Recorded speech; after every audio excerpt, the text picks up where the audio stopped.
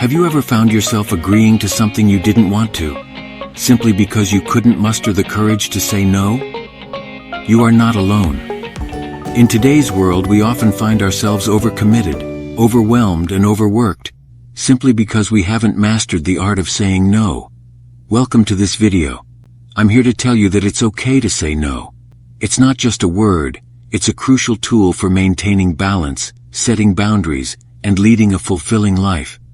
In this video, we're going to explore why no is so important, learn to recognize when we should be saying it, and understand how to overcome the fears associated with it. By the end, you'll have the knowledge and tools to say no assertively and confidently, giving you greater control over your life. So let's embark on this journey to transform your life, one no at a time. Understanding the power of no. Let's start by understanding why no is such a powerful word. You see, no is not just a response. It's a testament to your self-respect, your self-worth, and your ability to set boundaries. It shows that you value your time, your energy, and your capabilities. Consider for a moment the numerous times you've said yes when you really wanted to say no. Maybe you agreed to work extra hours, attend a social event you had no interest in, or help a friend move house, even though you were already exhausted. Now think about the aftermath. The stress, the resentment, the sheer exhaustion. This is the cost of not saying no. In our personal lives, failing to say no can lead to burnout, a loss of self-identity, and strained relationships as we spread ourselves too thin. In our professional lives, it can result in overwork, stunted career growth, and a deterioration in the quality of our work. Saying yes too often means you're giving others the power to dictate your schedule, your workload, and ultimately your life. But it doesn't have to be this way. No is a tool that you have at your disposal, a tool that can give you back control. It allows you to choose what you commit to and ensure these commitments align with your values, goals, and well-being. So let's dispel the notion that saying no is a negative thing. On the contrary, it's a positive, empowering choice that enables us to live more authentically, freely, and happily. Recognizing when to say no is just as important as understanding its power. But how do we know when it's the right time to say no? It begins with defining your boundaries. Recognizing when to say no. Boundaries are the invisible lines we draw to protect our physical, emotional, and mental well-being. They help us maintain a healthy balance in our personal and professional lives.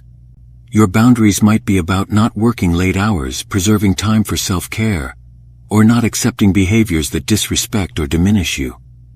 Signs that it's time to say no often show up when these boundaries are being crossed. Are you feeling overwhelmed or stressed with your commitments?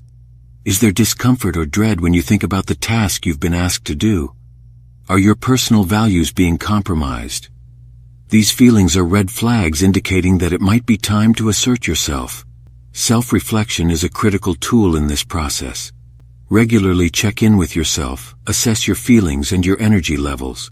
Recognize when you're overextended and understand what is causing this. Listen to your inner voice. It often knows when something isn't right. By defining your boundaries and tuning into your feelings, you can develop a clearer sense of when it's time to say no. And remember, saying no doesn't mean you are a failure or a disappointment. It means you are prioritizing your health, happiness, and peace of mind. Overcoming the fear of saying no can be scary. We often worry about disappointing others, facing rejection, sparking conflict, or missing out on opportunities. This fear can be so overpowering that it forces us into a cycle of saying yes when we should be saying no. The first step to overcoming this fear is understanding where it comes from. We live in a society that often values selflessness and perceives no as a negative response. We may have been conditioned to believe that saying no makes us selfish or unkind. However, this couldn't be further from the truth. Let's dispel these myths. Saying no is not a sign of selfishness but an act of self-preservation. It doesn't make you a bad person or a bad professional. On the contrary, it reflects your understanding of your limitations and your courage to uphold your boundaries. So how can we build confidence in saying no? It begins with acknowledging and accepting that it's okay to prioritize ourselves. It's okay to protect our time, energy, and well-being. It's okay to decline a request that doesn't align with our values, goals, or capabilities. It's also beneficial to practice saying no. Start small, maybe by turning down a social event you're not interested in, or a task at work that's not your responsibility. Each no will make the next one easier and help you feel more comfortable and assertive in setting your boundaries. How to say no assertively and effectively. Now that we understand the power of no, recognize when to say it, and are working to overcome the fear associated with it, it's time to learn how to deliver this powerful word assertively and effectively. One effective technique is being direct. A simple no or "I can't commit to this" is straightforward and leaves little room for misunderstanding. While it's okay to provide an explanation if you're comfortable doing so, remember that no is a complete sentence and doesn't always require justification. Proposing alternatives is another strategy. If you're unable to fulfill a request but still want to be helpful, suggest a different solution or delegate the task to someone else if appropriate. Your body language and tone of voice are also key. Stand tall, maintain eye contact, and speak calmly and confidently. These nonverbal cues reinforce the assertiveness of your no. Let's consider a few practice scenarios. Scenario 1. Your friend asks you to help with a weekend event but you've been feeling burnt out lately. Scenario 2. Your boss asks you to take on an extra project but